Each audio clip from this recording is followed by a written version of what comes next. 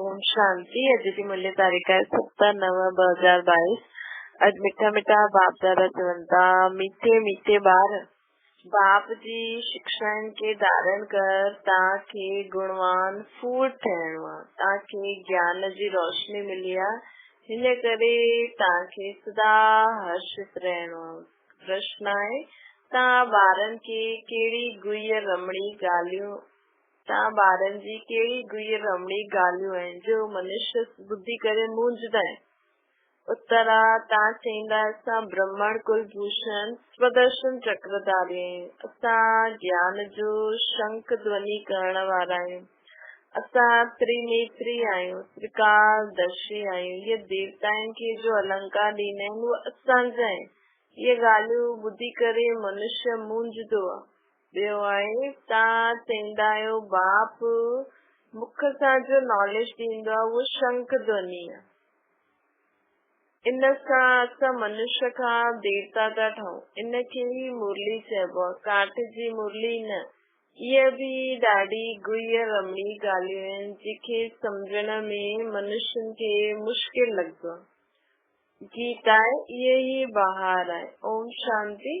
मिठा मिठा ईश्वरीय संतान ॼाणंदा आहिनि कि असांजे लाइ सभिनि खां ऊची बहार जी मौसम आहे। बहारी मौसम में फूल आदि सभु खिली वेंदा आहिनि। इहे बेहद जे बहार जी मौसम आहे। तव्हां ते ज्ञान जी बरसाति थिए थी, तव्हां सुख काटनि खां फूल था ठहो। इहे बि तव्हां ई ॼाणियो आहे नंबरवार पुरुषार्थ अनुसार। कोई त ॾाढो ख़ुशी में रहंदा आहिनि कि असां हिन ज्ञान वर्षे सां काटनि सां फूल था ठहूं। झाड़ जॾहिं हिकदमि सुकी वेंदो आहे त हिकु बि पतो न रहंदो आहे। हर वर्ष इहो हाल थींदो आहे। पोइ बरसाति में पत्ता बि सुंदर, फूल बि ॾाढा सुंदर अची वेंदा आहिनि। त इहे ज्ञान बरसाति जी बहारी मौसम फर्स्ट क्लास आहे। हाणे इहे काटन जी दुनिया आहे। झाड़ चईंदो आहे मां काटन जो झाड़ ठही वियो आहे। पोइ ज्ञान बरसाति सां फूलनि जो झाड़ ठही वेंदो। तव्हां हिकु हिकु चैतन्य झाड़ आहियो न। हाणे तव्हांखे ज्ञान जी रोशनी मिली आहे जंहिंसां तव्हां ऊच पद पाईंदा आहियो। तव्हां छा खां छा ठही वेंदा आहियो। तव्हां ॼाणंदा आहियो हाणे असां अपवित्र खां पवित्र था ठहूं। विष्णु बि युगल रूप में अनसाक्षात्कार जोड़ी जो थींदो आहे। विष्णु जो 4 भुजायूं ॾेखारींदा आहिनि, परंतु उन्हनि खे ज्ञान त कुझु आहे न। 2 रूप मिलाए करे डांस कंदा आहिनि। बाप सम्झाईंदो आहे दीवाली हूंदी आहे त महालक्ष्मी ईंदी आहे। तव्हां ॿिन्हिनि खे सॾु कंदा आहियो। अॻियां लक्ष्मी, पुठियां नारायण हूंदो आहे। लक्ष्मी 2 भुजा वारी हूंदी आहे, महालक्ष्मी 4 भुजा वारी हूंदी आहे। परंतु इहे ॻाल्हियूं हाणे तव्हां ॼाणंदा आहियो, अॻियां बिल्कुल भी न ॼाणंदा आहियो। हिकदमि काटा हुयो, सो हाणे फूल था ठहूं।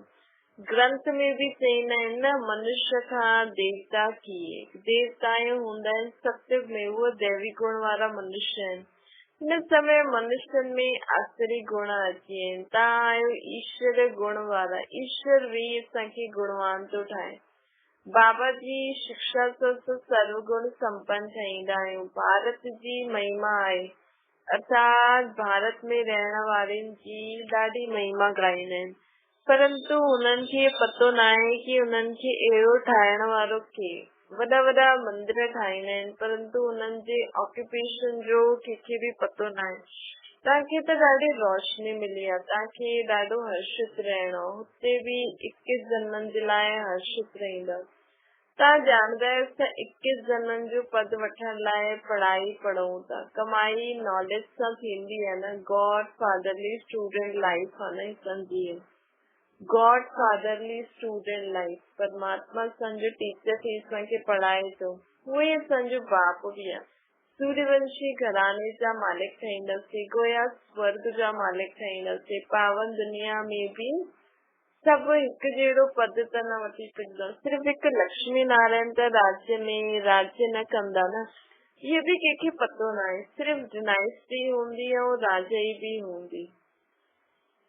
सूर्यवंशी चंद्रवंशी हुया श्री बाबा नई दुनिया स्थापना कई न दुनिया वारन जी बुद्धि में त अंधियारो ता वट त रोशनी है न पतित दुनिया पावन दुनिया में भी नंबरवार मर्तबा है प्रजा में भी हुंदा नंबरवार मर्तबा उते तो सभिन के सुखी सुखा हर एक जी पंजी राजाई जमींदारी आदि होंगी है पतित दुनिया में सब पतित है परंतु उनमें भी नंबरवार आहिनि जीअं सत्युग में ऊंच से ऊंच डायनेस्टी आहे लक्ष्मी नारायण जी राधे कृष्ण प्रिंसेसी स्वयंवर खां पोइ लक्ष्मी नारायण ठहींदा लक्ष्मी नारायण जी डायनेस्टी चईंदासीं राधे कृष्ण जी न राजे जो नाम वठबो आहे न थोड़ी सी भी ॻाल्हि कोई न ॼाणदो आहे तव्हां सभु ॼाणदा आहियो सो भी नंबरवार राजधानी में भी नंबरवार पद हूंदा आहिनि न काथे सूर्यवंशी राजा ई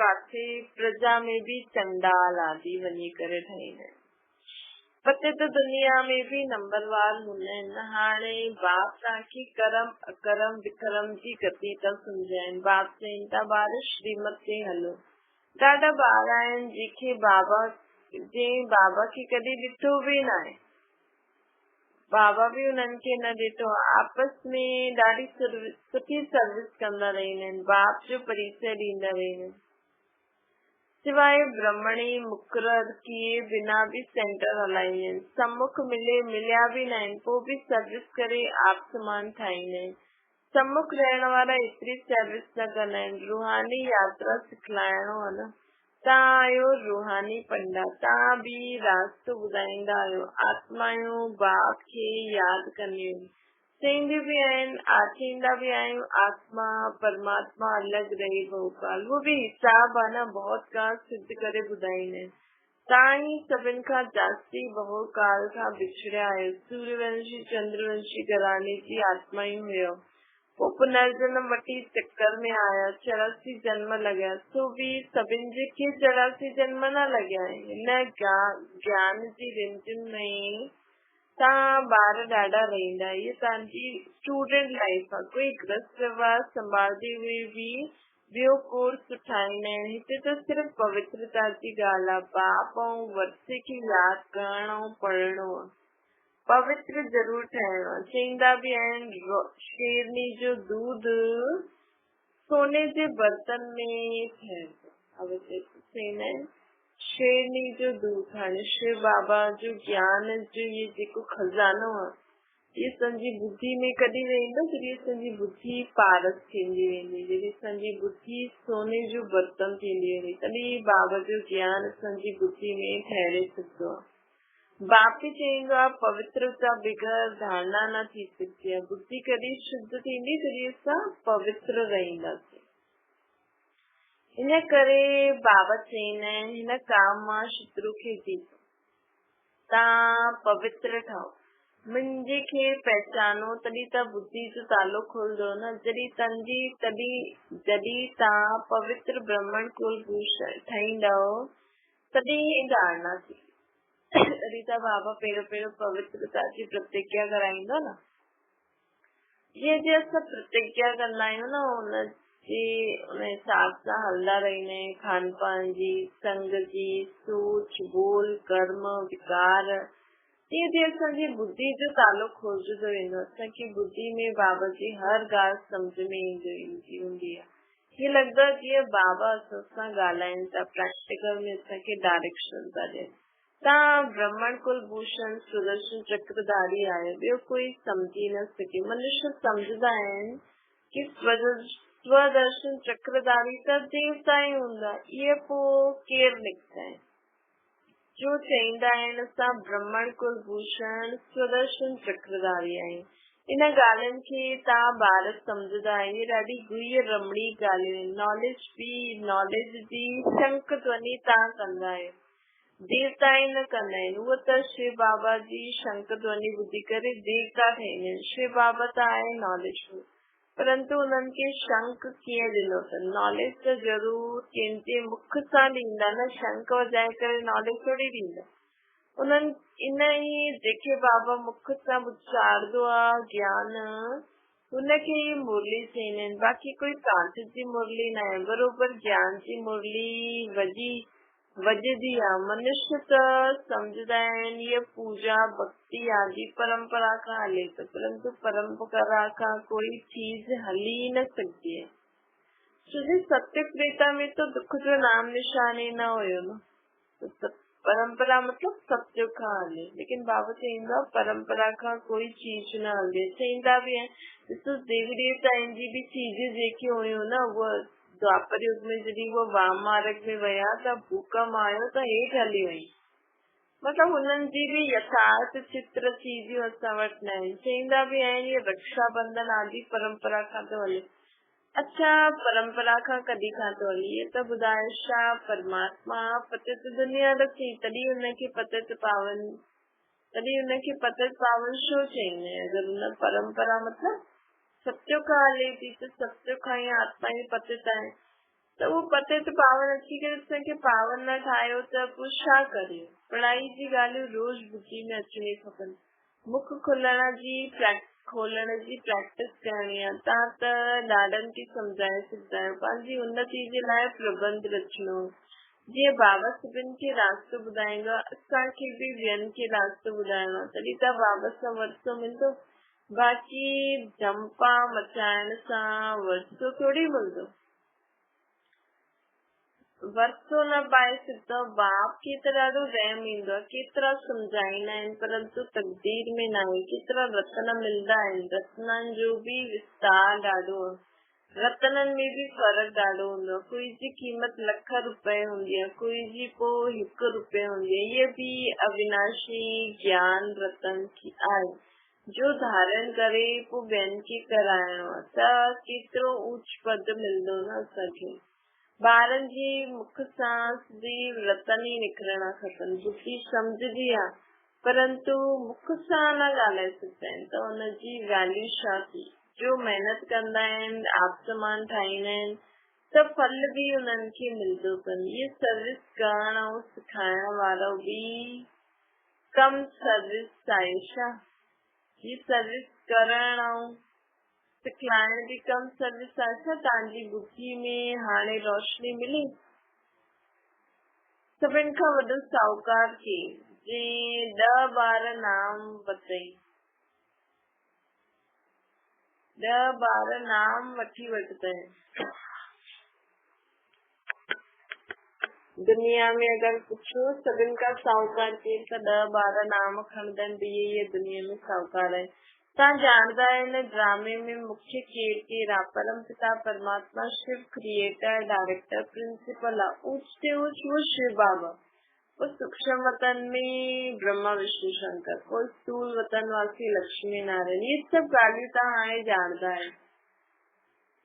लाखों वर्ष कल्प जी आयु आहे न, कल्प जी आयु सिर्फ़ 5000 वर्ष। मनुष्य मात्र त केतिरे घोर अंधियारे में आहे न। तव्हां हाणे अज्ञान अंधियारे सां निकिरी करे रोशनी में आया। कोई त रोशनी में ईंदो आहे, कोई पोइ अंधियारे में ई पियो हूंदो आहे। हिन में जी बुद्धि जी ॻाल्हि आहे।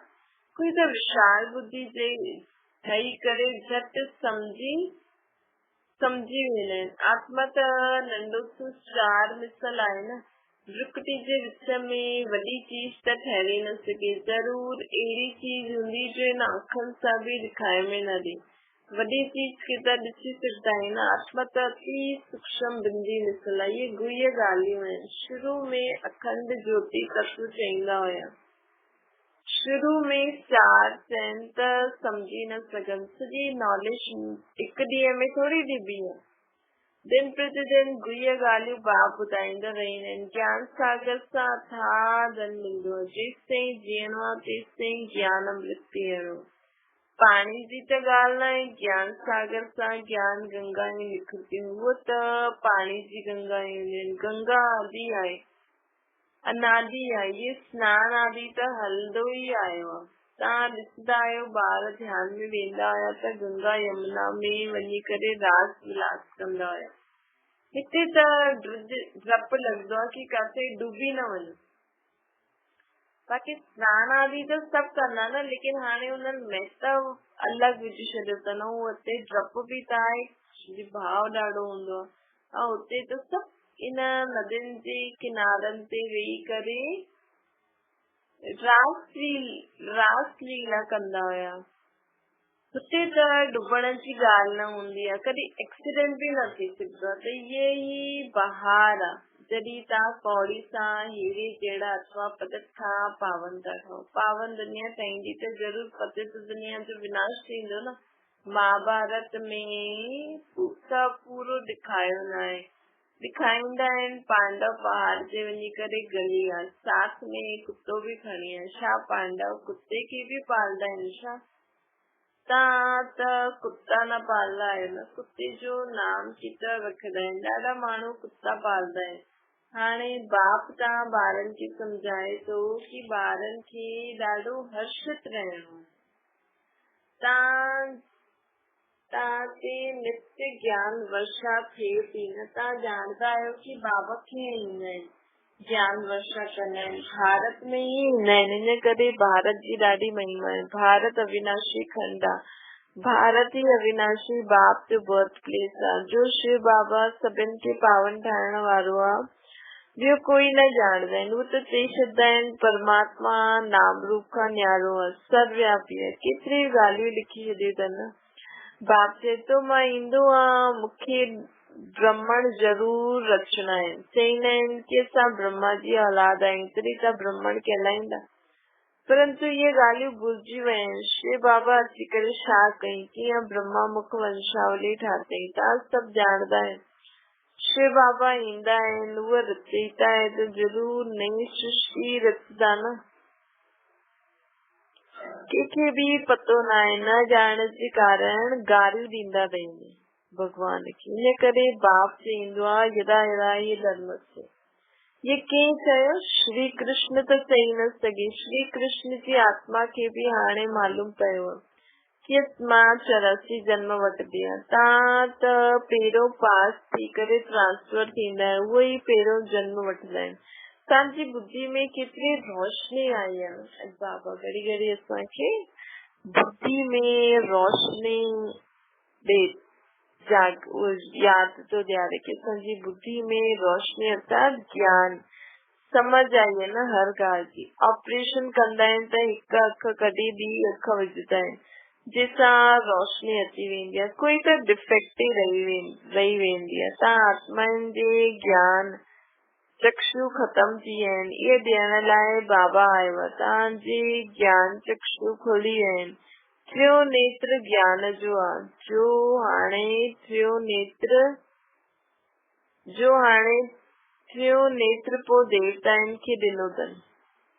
पर हाणे असांजो टियों नेत्र आत्मा जी स्मृति, आत्मा में जेकी बुद्धि आहे, बुद्धि रूपी नेत्र खुलियो आहे न, सम्झ अची विया त हुनजे बदले देवताउनि खे ॾेई छॾियो अथनि। अलंकार चक्र आदि भी विष्णु के ॾेई छॾियो अथनि। वास्तव में टियों नेत्र तव्हां ब्रह्मणनि खे आहे। तव्हां ई सर्वोत्तम ब्रह्मण कुलभूषण, दैवी कुल ऐं आसुरी कुल, वर्ण चओ कुल चओ, ॻाल्हि हिकु ई आहे, ज्ञान हिकु ई आहे। केतिरी सुठी ॻाल्हियूं आहिनि जो कोई बि शास्त्रनि में न आहे। तव्हां हाणे त्रिकालदर्शी, त्रिनेत्री, स्वदर्शन चक्रधारी ठहिया आहियो। कमलपुर समान पवित्र रहण जो पुरुषार्थ कंदा आहियो। तव्हां ॼाणदा आहियो कंहिंजी अख सुठी खुली आहे, कंहिंजी खुले थी। आख़िरी 100% खुली ई वेंदी सभिनि जी अखियूं। जेतिरो सिधी सुठो प्रधान श्रेष्ठ सभिनि जी अचणी आहे त सभिनि जी अख खुली ई वेंदी। मुख सां ज्ञान रत्न कढंदा रहंदा आहिनि, तॾहिं त रूप पसंद कहलाईंदा आहिनि। हाणे तव्हां महिनत करो, पुरुषार्थ करणो खपे। जेतिरो थी सघे ज्ञान में ॾाढो हर्षित मुख, गंभीर विशाल बुद्धि ॾेई ठही करे सुख महसूस कंदा रहो। बाबा चए थो जेतिरो थी सघे ज्ञान में ॾाढो हर्षित मुख, गंभीर ऐं विशाल बुद्धि ठही सुख महसूस करो। स्वर्ग जो वस्तु तो मिले, ॿियो छा खपे। खुशी मनाइणी खपे। अच्छा मीठी मीठी सिकी लटे ॿारनि प्रति माता पिता बाप दादा जो याद प्यार और गुड मॉर्निंग। रूहानी बाप जी सभिनि रूहानी ॿारनि खे नमस्ते। असांजी बि रूहानी माता पिता बाप दादा खे याद प्यार गुड मॉर्निंग और नमस्ते। धारणा जे लाइ मुख्य सार सदा ज्ञान जी रिमझिम में रहणो आहे। रूहानी पंडो ठही सभिनि खे रास्तो ॿुधाइणो। मुख सां ज्ञान रतनी कढणा आहिनि। ॿियो आहे ज्ञान मनन करे सदा हर्षित मुख गंभीर ऐं विशाल बुद्धि ठही सुख अनुभव करणो भी आहे कराइणो भी आहे। वरदान आहे धन कमाईंदे अथवा संबंधन खे निभाईंदे हुए दुखन सां मुक्त रहण वारा नष्टो मोह ट्रस्टी ठो। बाबा चवनि था लौकिक संबंधन जे विच में रहंदे हुए संबंध निभाइण अलॻि चीज आहे ऐं उन्हनि तरफ़ आकर्षित थियण अलॻि चीज आहे। ट्रस्टी थी करे धन कमाइण अलॻि चीज आहे। लगाव में सां कमाइण मोह सां कमाइण अलॻि चीज आहे। मतलब रोटी खपे ॿारनि खे संभालणो आहे हिन सम्झ सां बाबा जे संभालण ट्रस्टी थी करे कमायो गृहस्थी संभालो पंहिंजी लेकिन मोह न हुजणो खपे। नष्टो मोह व ट्रस्टी जी निशानी आहे कि वो दुख हुनजे जीवन में दुख अशांति जो नाम निशान न रहंदो। कॾहिं कमाइण में धन हेठि मथे थी वञे संबंध निभाइण में कोई बीमार थी वञे त बि दुख जी लहर उन ट्रस्टी ऐं नष्ट मोह आत्मा ते न ईंदी। भले घर में कोई दुखी भी हुजे कोई बीमार भी हुजे पैसे जी भी कमी हुजे लेकिन नष्ट मोह ट्रस्टी आत्मा जे जीवन में दुख जी लहर न ईंदी। सदा बेफिक्र बादशाह रहंदो। स्लोगन आहे रहम दिल उनखे चइबो आहे जो निर्बल खे हिम्मत ऐं बल ॾींदो रहे। रहम दिल अर्थात जो निर्बल आत्मा खे हिम्मत ऐं बल ॾींदो रहे। निर्बल आत्मा खे हिम्मत ऐं बल ॾींदो रहे। क्या ओम शांति।